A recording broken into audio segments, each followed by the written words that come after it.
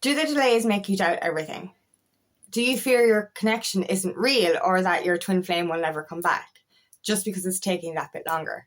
The thing is, it's not going to happen until you're both ready. So you need to have patience, but also look back and ask yourself, were you really ready up until now?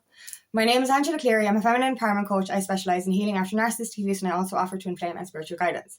This is the thing. Patience is one of the biggest things you're going to learn on this journey.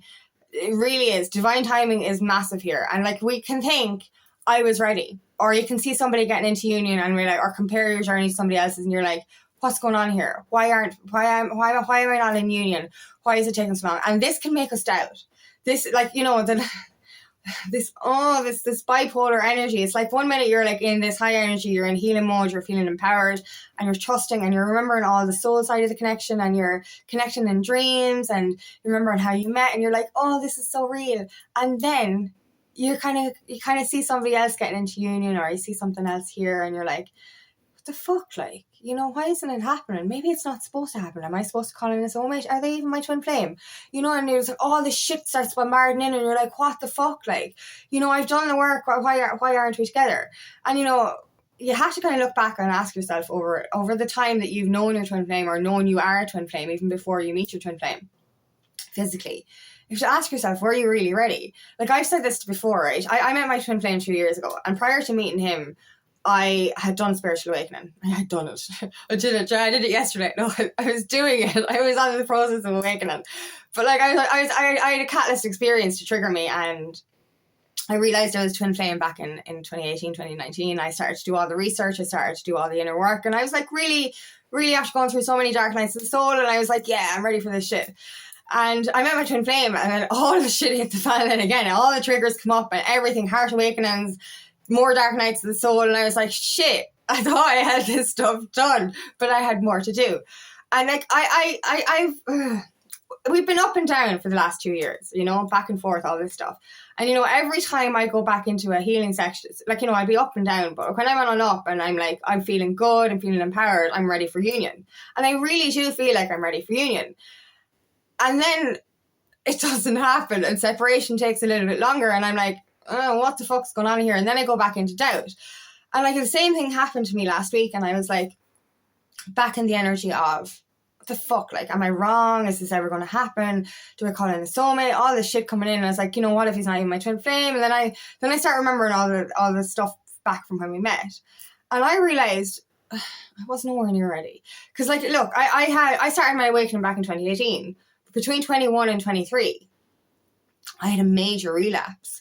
I had to walk away from friends and family and all that, but I went to zero. So I actually had to start from below zero again. Yes, I was aware and awakening, as we'll say. But with my relapse, I had a fear-based entity attached to me. I lost all will to live. My ambition went out the window. I had no direction in life.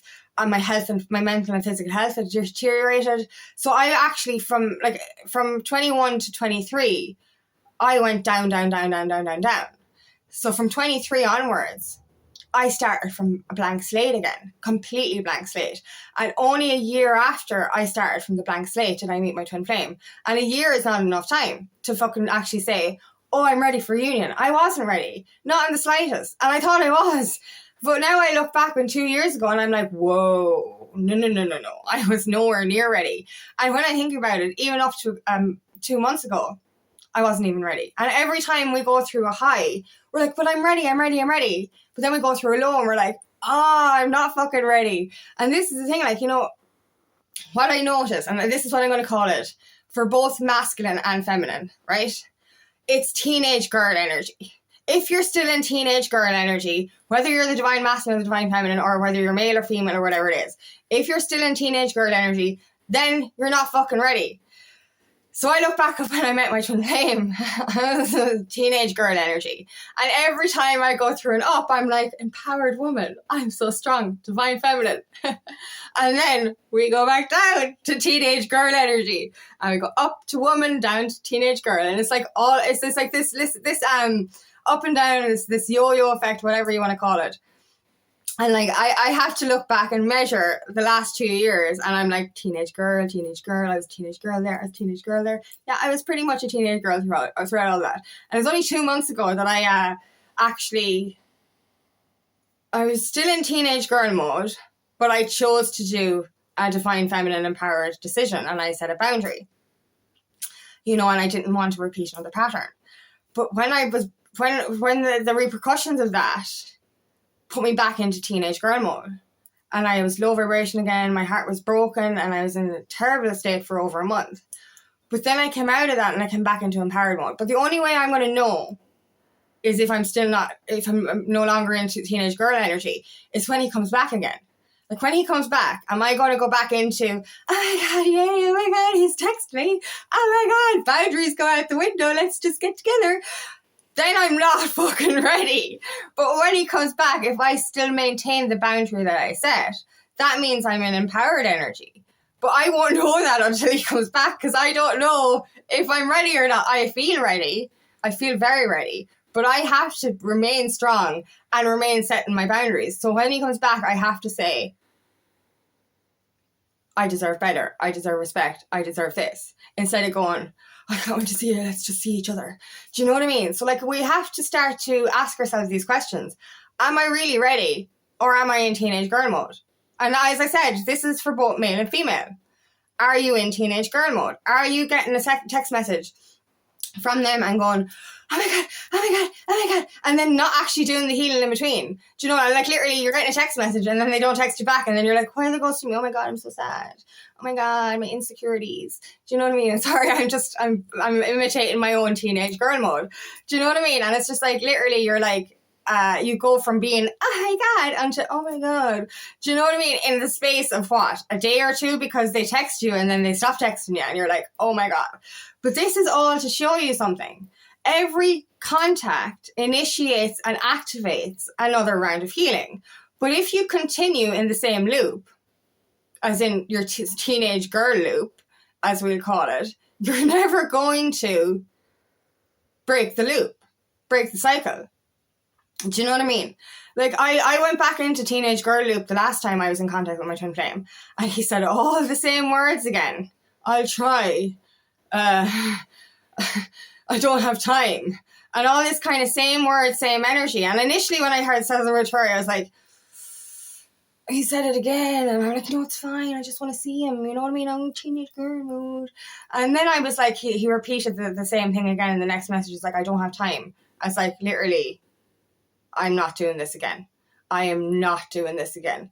And I set a boundary, and then he said stuff that broke the fucking heart off me. But, like, I literally had to say to myself, I have to be okay with losing him to maintain my strength, to maintain my empowered woman energy and not my teenage girl energy. If I remain in teenage girl mode, if I allow him to continue in the same patterns, nothing is ever going to change.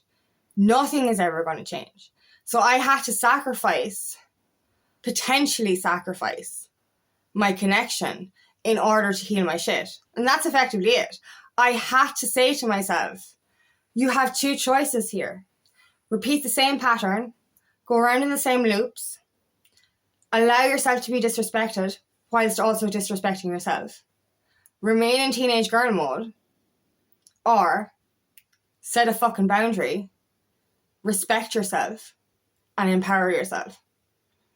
And it was probably the hardest month of my life after I did that boundary, because I really went into the energy of, oh my God, it's over. But now I'm just like, you know what? The next time he comes back, I have to maintain that boundary. And the only way I'm going to know that is when he comes back. You know, I can't say for sure. No, I actually can't say for sure. For the first time in my life, and the first time in this connection since I met him, I can safely say I'm not repeating another pattern. If he comes back in the same energy again, I will maintain that boundary, and I will say no. Even though I want so badly to be in his energy and I want so badly to reconnect with him again, I can't just run around and go, oh, yay, text me again. I can't be like that anymore. And I know how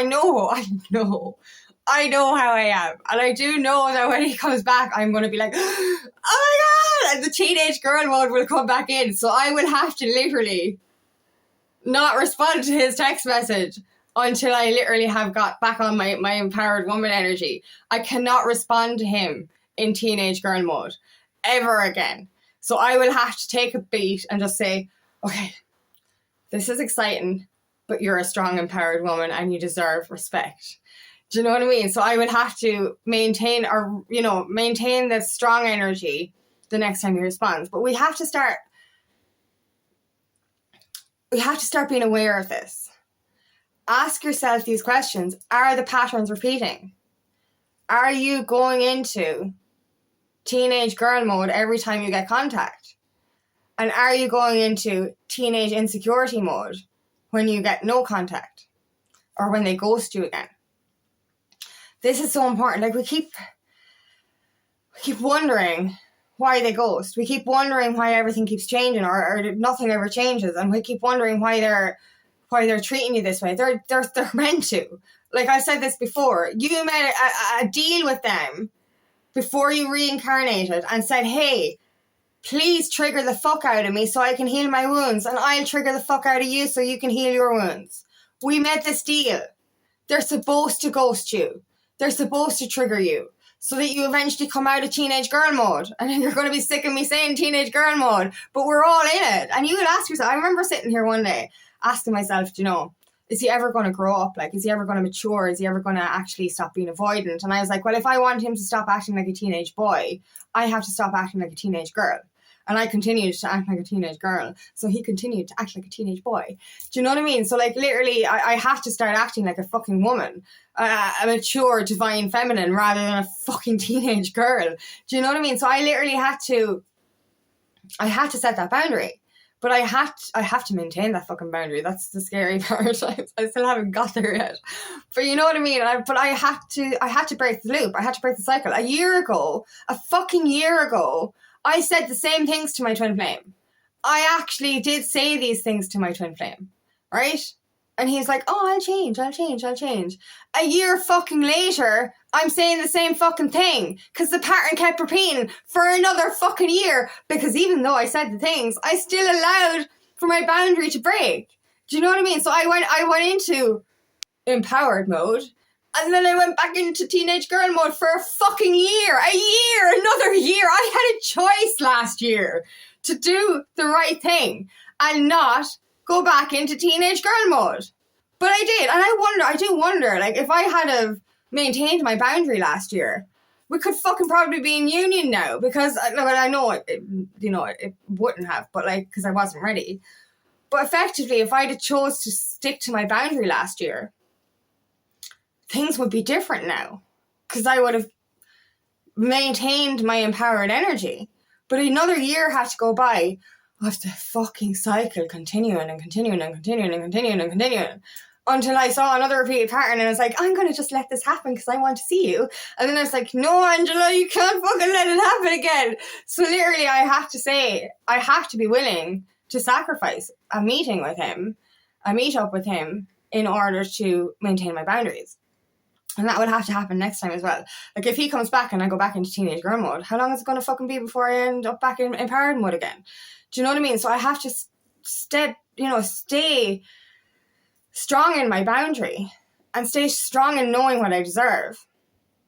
But, like, we have to be aware of this. If you keep asking yourself, why has nothing changed? Why does it keep repeating? And then every time you get a text message, you're like, teenage girl mode. And it's just like, yeah. And then you start to get upset because they don't reply. And then you go into a spiral about, oh, why aren't they replying? I wonder what's wrong. Oh my God. And then you try to fix it. And it's like, all that stuff. All the energy is going out because you're literally going, I'm so sad because I need them to validate who I am. And that's effectively what we do.